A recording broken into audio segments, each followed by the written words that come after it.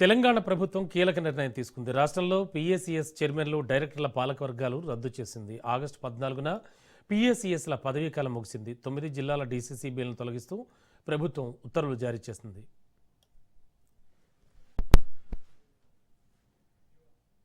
రాష్ట్ర సహకార కేంద్ర బ్యాంక్, అలాగే జిల్లా సహకార కేంద్ర బ్యాంకులు, వ్యవసాయ ప్రాథమిక సహకార సంఘాల పాలకవర్గాలను రాష్ట్ర ప్రభుత్వం రద్దు చేసింది.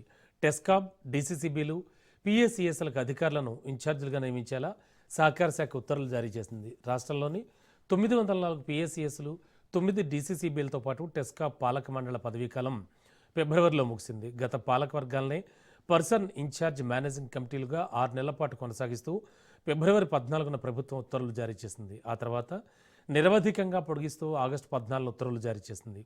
ఆ జీవోను రద్దు చేస్తూ పీఏసీలు, అలాగే డీసీసీబీలు, టెస్కాబ్కు అధికారులను ఇన్ఛార్జిగా నియమిస్తూ ఉత్తర్వులు జారీ చేసింది. కొత్త జిల్లాలకు అనుగుణంగా డీసీసీబీలు, కొత్త మండలాల ప్రకారం పీఏసీఎస్లను పునర్వ్యవస్థీకరించేందుకు ప్రభుత్వం కసరత్తు చేస్తోంది.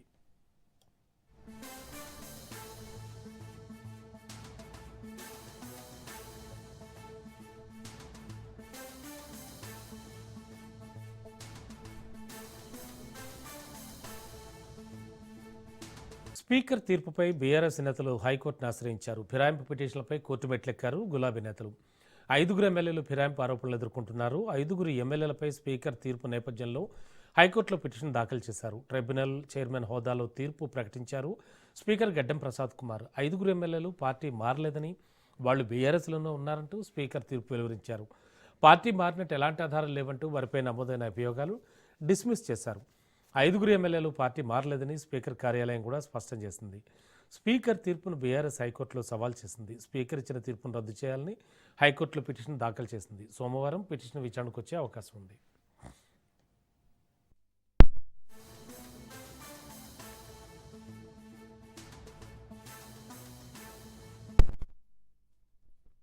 నిజంగా 10 మందిని చూస్తే కూడా నాకు నవ్వాలని ఏడవాలని తెలుస్తలేదు.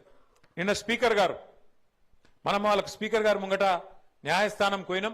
న్యాయస్థానం పోయి ఇగో రేవంత్ రెడ్డి మా వాళ్ళని 10 మందిని ఎత్తుకపోయిండు, వీళ్ళు ఒక టికెట్ మీద గెలిచి ఇంకో టికెట్లకు పోయినరు, ఇంకో పార్టీలకు పోయినరు, కాబట్టి వీళ్ళని తీసేయాలి, వీళ్ళ సభ్యత్వం రద్దు చేయాలని చెప్పి మనం న్యాయస్థానానికి పోయినాం. న్యాయస్థానం ఏం చెప్పింది? స్పీకర్ గారు, మీరు పెద్ద మనిషి, మీరు ఆటల ఎంపైర్ లెక్క మీరు కూర్చోబెట్టి మీరు నిర్ణయం తీసుకోండి అని స్పీకర్ గారికి అప్పచెప్పింది. మరి స్పీకర్ గారు ఏం చేయాలి? ఎవరెవరు ఏం మాట్లాడినరు, నిజంగానే వాళ్ళ పార్టీలో ఉన్నారా, పోయినరా, అన్ని లెక్క చూడాలి. కండువ కప్పుకున్నాడా లేదా కాంగ్రెస్, ఇది కాంగ్రెస్ పార్టీలో తిరుగుతుండా లేదా, వాళ్ళతో రాసుకొని పూసుకొని తిరుగుతుండా లేదా, ఏం మాట్లాడిండు, ఇవన్నీ చూసుకొని ఒక నిర్ణయం తీసుకొని ప్రకటించాలి. ఆ కడియం శ్రీహరి గారు అని ఒక పెద్ద మనిషి ఉన్నాడు స్టేషన్ కాన్పూర్లో. ఆయననైతే ఓపెన్ గా చెప్పిండు, ఏమని, నేను అభివృద్ధి కోసం కాంగ్రెస్ పార్టీలో చేరినా అని చెప్పి ఖుల్లా చెప్పిండు.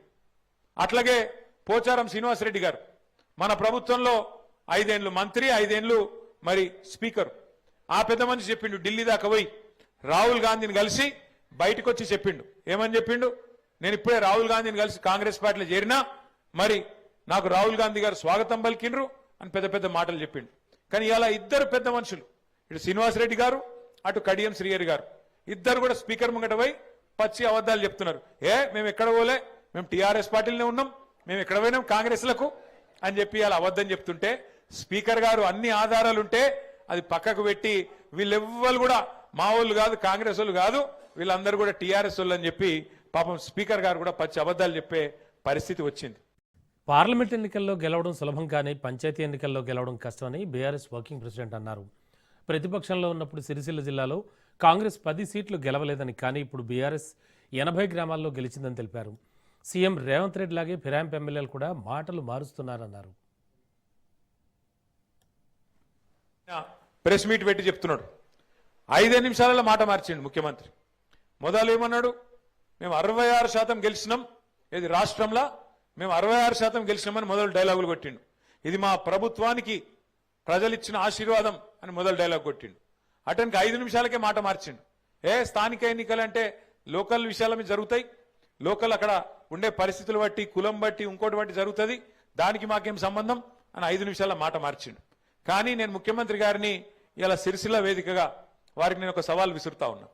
అయ్యా ముఖ్యమంత్రి గారు, మీరు అన్నట్టు, మీరు అనుకుంటున్నట్టు ఏది 66% రాష్ట్రంలో ప్రజలు నీతోనే ఉన్నారు అనే మాట నిజమే అయితే నేను నీకు ఒక సవాల్ చేస్తా ఉన్నా. మా ఎమ్మెల్యేలు ఒక 10 మందిని ఎత్తుకపోయినావు కదా, 10 మందిని ఎత్తుకపోయింది కదా.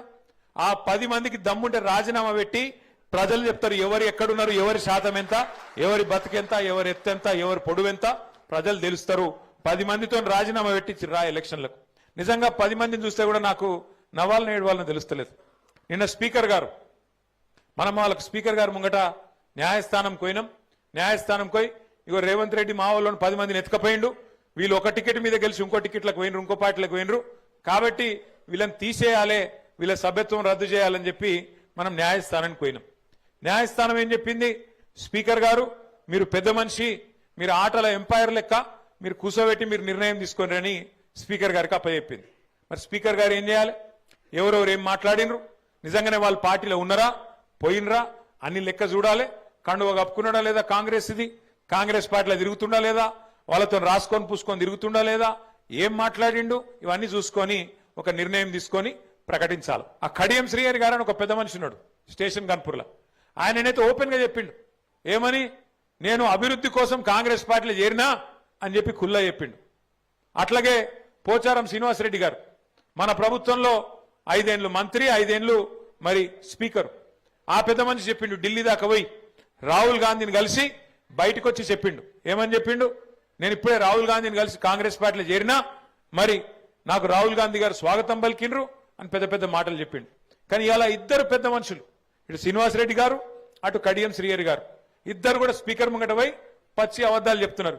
మేము ఎక్కడ పోలే, మేము టీఆర్ఎస్ పార్టీలోనే ఉన్నాం, మేము ఎక్కడ పోయినాం కాంగ్రెస్లకు అని చెప్పి అలా అబద్ధం చెప్తుంటే స్పీకర్ గారు అన్ని ఆధారాలుంటే అది పక్కకు పెట్టి వీళ్ళెవ్వరు కూడా మా వాళ్ళు కాదు, కాంగ్రెస్ వాళ్ళు కాదు, వీళ్ళందరూ కూడా టీఆర్ఎస్ వాళ్ళు అని చెప్పి పాపం స్పీకర్ గారు కూడా పచ్చి అబద్ధాలు చెప్పే పరిస్థితి వచ్చింది. వనపర్తి జిల్లాలో ఎమ్మెల్యే మేఘారెడ్డి వర్సెస్ చిన్నారెడ్డిగా మారింది. చిన్నారెడ్డిపై మేఘారెడ్డి సంచలన ఆరోపణలు చేశారు. వనపర్తిలో పలు చోట్ల కాంగ్రెస్ బలపరిచిన అభ్యర్థుల ఓటమికి చిన్నారెడ్డి కారణం అంటూ హాట్ కామెంట్స్ చేశారు. చిన్నారెడ్డి సహకారంతోనే బీఆర్ఎస్ గెలిచిందని, 40 ఏళ్లు పార్టీ కోసం పనిచేసిన కాంగ్రెస్ అభ్యర్థులు ఓడించడానికి మనసు ఎలా వచ్చిందని నిలదీశారు. నాకు 2023 మేము కాంగ్రెస్ పార్టీ మీద అప్పుడు వనపర్తి నియోజకవర్గం ఎమ్మెల్యే గెలిచినప్పుడు ఓన్లీ గ్రామ పంచాయతీ ఎలక్షన్ల వరకు మేము బలపరిచిన అభ్యర్థులు, కాంగ్రెస్ పార్టీకి బలపరిచిన అభ్యర్థులకు 92,407 ఓట్లు మాకు వచ్చినాయి ఈ 85 గ్రామ పంచాయతీలో.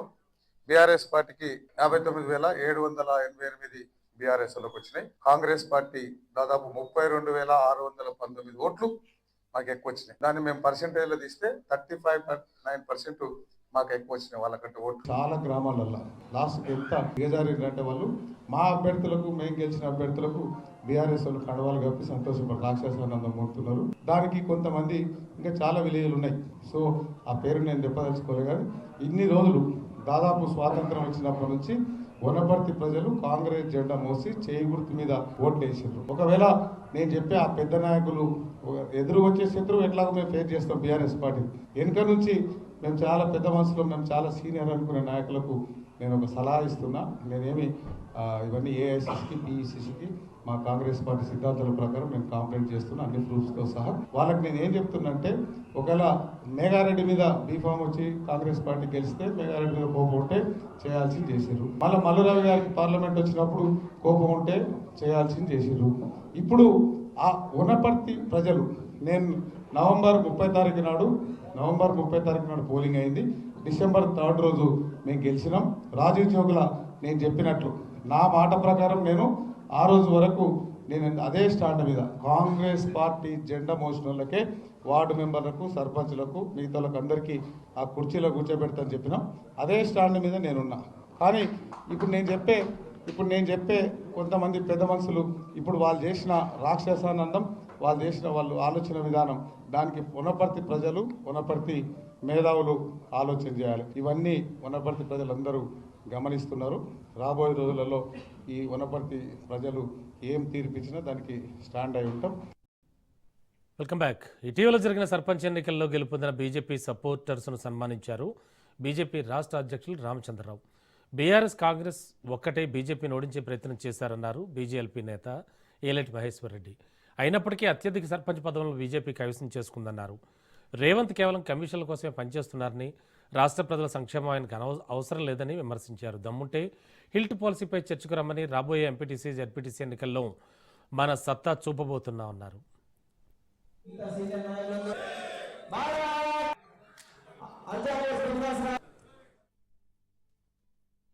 ఈరోజు 1000 పైగా భారతీయ జనతా పార్టీ గ్రామ పంచాయతీ సర్పంచ్ గెలిచినటువంటి దాఖలా బీజేపీ ఉండదని చెప్పేసి కూడా గుర్తుపెట్టుకోవాలి. అంతేకాకుండా 1200 పైగా ఉప సర్పంచ్ గెలిచాం, 10,000 పైగా వార్డు మెంబర్ గెలిచాం. ఇది భారతీయ జనతా పార్టీ గతంలో కేవలం 163 గ్రామ పంచాయతీలు మాత్రమే బీజేపీ ఖాతాలు ఉండేవి. కానీ రానున్న గ్రామీణ ప్రాంతంలో భారతీయ జనతా పార్టీకి ఆదరణ, బలము, ప్రజా ఒక విశ్వాసం భారతీయ జనతా పార్టీ పెరిగింది. ఈ తీర్పు ఏదైతే మీరు ఇచ్చారో స్థానిక ఎన్నికల్లో, ఈ తీర్పు కాంగ్రెస్ పార్టీకి వ్యతిరేకంగా, బీఆర్ఎస్ పార్టీకి వ్యతిరేకంగా, బీజేపీకు నరేంద్ర మోదీ గారికి ఒక పక్షాన ఈ ఓటు అని చెప్పేసి కూడా మనం గుర్తుపెట్టుకోవాలి. నువ్వు ఎన్ని రోజులు వచ్చే 5 సంవత్సరాలు నేనే ఉంటా, 10 సంవత్సరాలు నేనే ఉంటా అని చెప్పుకుంటా ఉన్నామంటే ఎంత నీ లోపల ఆత్మవిశ్వాసం సన్నగిరిందో దీని బట్టి అర్థమవుతా ఉన్నది. నేను అడుగుతా ఉన్నాను, నిజంగా నీకు దమ్ముంటే మరి 10 సంవత్సరాలు ఉంటాయని చెప్తా ఉన్నావు కదా, మరి సిఎస్పీ మీటింగ్ పెట్టు, నీ ఎమ్మెల్యేలకు చెప్పు, వచ్చే ఎన్నికల్లో నీ నాయకత్వంలో నువ్వు ముఖ్యమంత్రిగా ఎన్నికల పోదానికి వాళ్ళు సిద్ధమన్నాడు కట్టుకో. ఒకవేళ సిద్ధం ఉంటే నేను దేనికైనా సిద్ధమవుతాను. ఏపీ సీఎం చంద్రబాబు ఢిల్లీ పర్యటనలో బిజీగా గడుపుతున్నారు. కేంద్ర మంత్రులను కలుస్తూ ఆయన బిజీగా ఉన్నారు. జలశక్తి శాఖ మంత్రి సిఆర్ పాటిల్, ఆర్థిక శాఖ మంత్రి నిర్మలా సీతారామన్లతో భేటీ అయ్యారు. ముందుగా పాటిల్తో సమావేశమైన బాబు రాష్ట్రంలో సాగునీటి ప్రాజెక్టులకు అనుమతులు, పథకాలకు నిధుల విడుదలపై చర్చించారు. ఈ మేరకు పలు విజ్ఞప్తులు చేశారు. ప్రత్యేకించి విభజన హామీల్లో భాగంగా ఆమోదం పొందిన ప్రాజెక్టులకు తక్షణమే ఆర్థిక సాయం అందించాలని, పెండింగ్ అంశాలపై ఉన్నత స్థాయి సమావేశం నిర్వహించాలని కోరారు.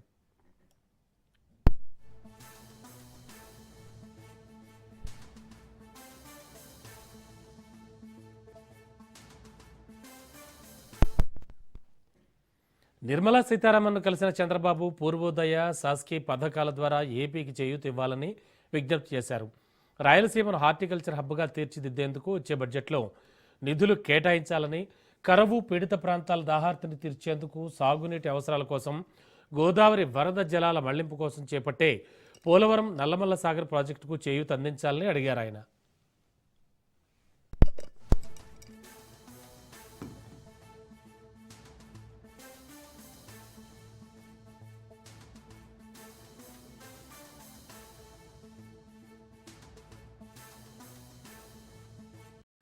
డిప్యూటీ సీఎం పవన్ కళ్యాణ్ జనసేన ఎమ్మెల్యేలతో 1-to-1 సమావేశాలు నిర్వహించారు. ఇప్పటివరకు నియోజకవర్గంలో చేపట్టిన అభివృద్ధి పనులు, సంక్షేమ పథకాల అమలు, ఆన్గోయింగ్ ప్రాజెక్ట్స్ ఈ వివరాలపై చర్చించారు. నియోజకవర్గంలో ఉన్న సమస్యలతో పాటు పార్టీ కార్యక్రమాల నిర్వహణపై కూడా చర్చలు జరిపారు. ఇందులో భాగంగా మండలి బుద్ధప్రసాద్తో 1-to-1 సమావేశం నిర్వహించారు.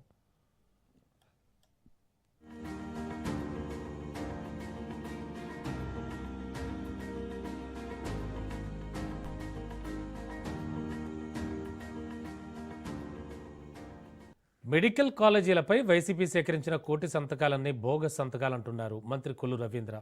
బెదిరింపు చర్యలతో అభివృద్ధి అడ్డుకునే ప్రయత్నం చేస్తున్నారని మండిపడ్డారు. జగన్ మళ్లీ అధికారంలోకి వచ్చే పరిస్థితి లేదన్న ఆయన కేవలం పగటి కలలు కంటూ బెదిరింపు ధోరణితో మాట్లాడుతున్నారని విమర్శించారు.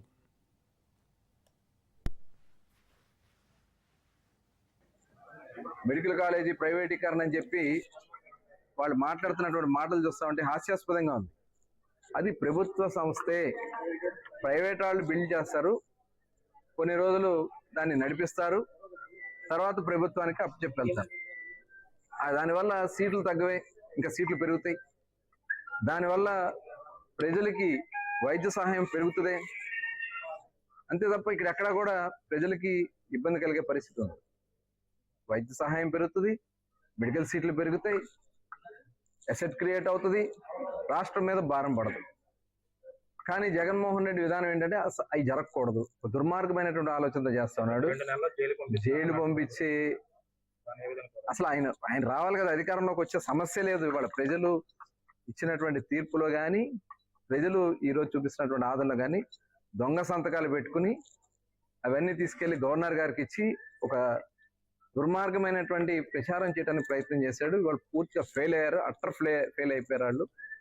మేము ప్రజలకి ఒక మంచి కార్యక్రమంతో ముందుకెళ్తున్నాం. దానికి కేంద్రం కూడా ఇవాళ నిర్మలా సీతారామన్ గారు కూడా మనం చెప్పడం జరిగింది. ప్రైవేట్ ఎందుకు అవుతుంది, అది ప్రభుత్వందే, ప్రైవేట్ వాళ్ళు నిర్మిస్తారు. కాబట్టి దీంట్లో ప్రజలకు ఎటువంటి అపోహ లేదు. కేవలం అపోహలు సృష్టించడానికి జగన్మోహన్ రెడ్డి ప్రయత్నం చేస్తారు. 2 రోజుల కలెక్టర్ల కాన్ఫరెన్స్కు కూటమి ప్రభుత్వం ప్రజాధనాన్ని వృధా చేసిందని మాజీ మంత్రి పేర్ని నాని ఆరోపించారు. మంత్రుల కబుర్ల కోసం 2 రోజుల సమావేశం పెట్టారని విమర్శించారు. మాది పొలిటికల్ గవర్నెన్స్ అని మొదట్లో చెప్పిన సీఎం బాబు ఇప్పుడు కలెక్టర్లు, ఎస్పీలు సరిగా పనిచేయడం లేదంటున్నాడు. అధికారులు పనిచేయకపోతే ఆ బాధ్యత ముఖ్యమంత్రి, మంత్రులది కాదా అంటూ ప్రభుత్వాన్ని పేర్ని నాని ప్రశ్నించారు. దాని అర్థం ఏంటి? ఎస్పీలు సరిగ్గా పనిచేయట్లేదంటే దాని అర్థం ఏంటి? నారా చంద్రబాబు నాయుడు గారు మీరు మీ మంత్రి మండలి పనితీరు బాగోలేదని కదా తప్పు మీ దగ్గర పెట్టుకుని దోషులను ఎవరిని చేస్తున్నారు? ఐఏఎస్ ఆఫీసర్ని, ఐపీఎస్ ఆఫీసర్ని దోషులను చేసేటువంటి ప్రయత్నం. అంటే ప్రజల దగ్గరేమో మీరు పత్తిత్తా, మీ మంత్రులు పత్తిత్తులా, మీ ఎమ్మెల్యేలు పత్తిత్తులా, పతివత కబుర్లు చెప్తూ ఇవాళ మీరు కలెక్టర్లని ప్రజలకేమో వీళ్ళు పనిచేయట్లేదు. దాని అర్థం ఏంటి? చేతకాని ముఖ్యమంత్రి, చేతకాని ప్రభుత్వం అనే కదా. ప్రైవేటు భాగస్వామ్యంలో అంటే డబ్బున్న వాళ్ళందరితో, వ్యాపారస్తులతో ప్రభుత్వ మెడికల్ కాలేజీలని వాళ్ళ చేతికి అప్పచెప్పేసి నడపటం అనేది ప్రపంచం అంతా కూడా ఇదే నడుస్తుందంట. ప్రపంచం అంతా నడిచినట్టు ఆంధ్ర రాష్ట్రంలో, భారతదేశంలో జరుగుతుందా? ప్రపంచంలో ఏ పాలకుడైనా అక్కడ ముఖ్యమంత్రి కానీ లేదా ప్రధానమంత్రి కానీ అతని మీద అంటే అతను పాపాలు చేసి దోషిగా సాక్ష్యాధారాలను కూడా ఉండగా జైల్లోకి వెళ్ళి బెయిల్ మీద బయటకు వచ్చి అంటే ఆరోగ్యం బాగాలేదని హెల్త్ కండిషన్స్ బెయిల్ మీద బయటకు వచ్చి మళ్ళీ ముఖ్యమంత్రిగా కేసులన్నీ మూయించుకున్నాడు ఎవడన్నా ఉన్నాడా? చాలా చోట్ల 90-100%, కొన్ని చోట్ల 50-60%, కొన్ని చోట్ల 40%, 40 నుంచి 50% పూర్తయినటువంటి అంటే 50-60 ఎకరాల్లో మినిమం 50 నుంచి మ్యాక్సిమం 70-75 ఎకరాల్లో నిర్మాణం అయినటువంటి ఈ కాలేజీ, ఈ మెడికల్ కాలేజీలన్నీ కూడా ప్రైవేట్కి ఇస్తే అంట ఏమవుతుంది? వాళ్ళు నిర్వహించి మళ్ళీ మనకిస్తారంట. జబ్బలు కొట్టుకుంటున్నాడు కదా నేనే అని. 66 ఏళ్ల తర్వాత మీరు ఎవరన్నా బతుకుంటారా? నేను ఎవరన్నా బతుకుంటాం? మనం ఎవరు బతుకుంటాం కదా. 66 ఏళ్లకి మీరు మెడికల్ కాలేజీలని, గవర్నమెంట్ హాస్పిటల్స్ని వాళ్ళ పరం చేసి ఎంతకి? ఎకరం రూపాయి కంట. అంటే అద్దె సంవత్సరానికి రూపాయి అద్దెతో 66 ఏళ్ళు లీజుకి ఇచ్చి వాళ్ళు మళ్ళీ వెనక్కిస్తారంట. ఏంటి 66 ఏళ్ళ తర్వాత ఎవడుంటాడు? మళ్ళీ 66 ఏళ్ళకి మళ్ళీ లోకేష్ నాయుడు, మళ్ళీ చంద్రబాబు నాయుడు వస్తే దాన్ని ఇంకో 160 ఏళ్ళు చేయడం ఏముంది? లేదులే ఇన్నాళ్ళు వీళ్లే ఖర్చు పెట్టి నడిపారు కదా, ఈ కాలేజీలు వాళ్ళకేమని క్యాబినెట్ తీర్మానం చేయడం ఏముంది? అంటే మాట్లాడే మాట జనం నవ్వుతారే, మనం తప్పుడు మాటని ప్రజలు ప్రశ్నిస్తారే అనేటువంటి భయం కూడా లేకుండా మీరు మాట్లాడారు. కోటి సంతకాల సేకరణ టీడీపీ నేతల గుండెల్లో రైళ్లు పరిగెత్తిస్తోందన్నారు మాజీ మంత్రి విడదల రజని. మెడికల్ కాలేజీల ప్రైవేటీకరణకు వ్యతిరేకంగా 1 కోటి మంది సంతకాలు చేయడం చరిత్ర అని గుర్తు చేశారు. చంద్రబాబు చెంపలు చెళ్లుమనిపించినా బుద్ధి రాలేదంటున్నారు. 1 కోటి సంతకాలు చేసిన వారిని సైకోలు అంటున్నారని, ఇది 1 కోటికి పైగా సంతకాలు చేసిన వారిని అవమానించడం కదా అంటూ నిలదీశారు ఆమె. చేసిన వాళ్ళందరినీ కూడా దొంగలని, సైకోలని ఎట్లా పడితే అట్లా వాళ్ళతో మాట్లాడిస్తా ఉన్నారు. రాష్ట్రంలో ఈ 1,04,11,136 మంది ప్రజలను ఖచ్చితంగా వారి ఆత్మ గౌరవాన్ని దెబ్బతీస్తూ అవమానిస్తున్నట్టు కాదా చంద్రబాబు నాయుడు గారు అని అడుగుతా ఉన్నాము. ప్రజలంటే మీకు భయం గాని వారి పట్ల కన్సర్న్ ఏమాత్రం కూడా లేదని చెప్పేసి మాకు స్పష్టంగా అర్థమైంది. అలాగే మీరు మాట్లాడిస్తున్నటువంటి తీరు, మీరు ఏ విధంగా వైఎస్ఆర్ కాంగ్రెస్ పార్టీకి మద్దతుగా ఉండి చంద్రబాబు నాయుడు గారు చేస్తున్నటువంటి మెడికల్ కాలేజ్ ప్రైవేటైజేషన్ ని తప్పుపడుతుంటే మరి మీరు మాత్రము ఏ మాత్రం కూడా బాధ్యత గల ప్రభుత్వంగా వ్యవహరించుకోవడం లేదు.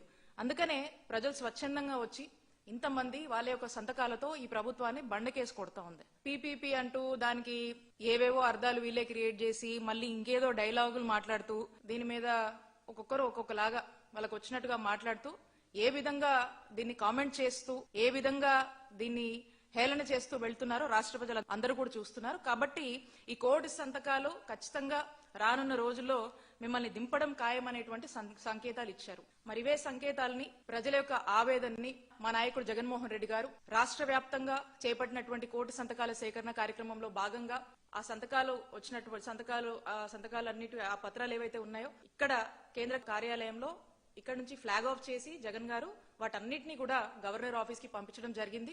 ఆ తర్వాత మా నాయకుడు జగన్మోహన్ రెడ్డి గారు ఈ రాష్ట్రంలో రాష్ట్ర ప్రజల యొక్క ఆవేదనని ఈ మెడికల్ కాలేజ్ ప్రైవేటైజేషన్ ఏదైతే చంద్రబాబు నాయుడు గారు చేస్తున్నారో రాష్ట్ర ప్రజలు తీవ్రంగా దీన్ని వ్యతిరేకిస్తున్నారని, ఇది రాష్ట్ర ప్రజలకు, రాష్ట్ర ప్రజల ఆలోచనకు, రాష్ట్ర ప్రజల ఆరోగ్య భద్రతకు పూర్తిగా వ్యతిరేకంగా చంద్రబాబు నాయుడు గారు ప్రభుత్వం అడుగులు వేస్తుందని, ఆ 10 కాలేజీలను పీపీపీ అని ముసిగేసి ప్రైవేటైజేషన్ అని చెప్పి ఏ విధంగా చంద్రబాబు నాయుడు గారు ఈ కాలేజీలని ప్రైవేటైజేషన్ పేరుతో అమ్ముకుంటున్నారో, ఒక స్కామ్ చేస్తున్నారనేటువంటి విషయాలన్నీ కూడా గవర్నర్ గారితో మా నాయకుడు జగన్మోహన్ రెడ్డి గారు చెప్పడము, అండ్ ఈ 1 కోటి సంతకాల సేకరణ రాష్ట్ర వ్యాప్తంగా 175 నియోజకవర్గాల్లో ఏ విధంగా దీన్ని చేపట్టాము, ప్రజలు స్వచ్ఛందంగా ఎలా వచ్చి ఈ కార్యక్రమంలో భాగమయ్యారు, చంద్రబాబు నాయుడు గారు తీసుకున్నటువంటి మెడికల్ కాలేజ్ ప్రైవేటైజేషన్ నిర్ణయాన్ని తిరస్కరిస్తూ, వ్యతిరేకిస్తూ, ఇది ఇంత దుర్మార్గమైనటువంటి నిర్ణయం అని చెప్పి ప్రజలు స్వచ్ఛందంగా వచ్చి సంతకాలు చేసినటువంటి తీరుని అన్ని కూడా గవర్నర్ గారికి ఎక్స్ప్లెయిన్ చేయడం జరిగింది.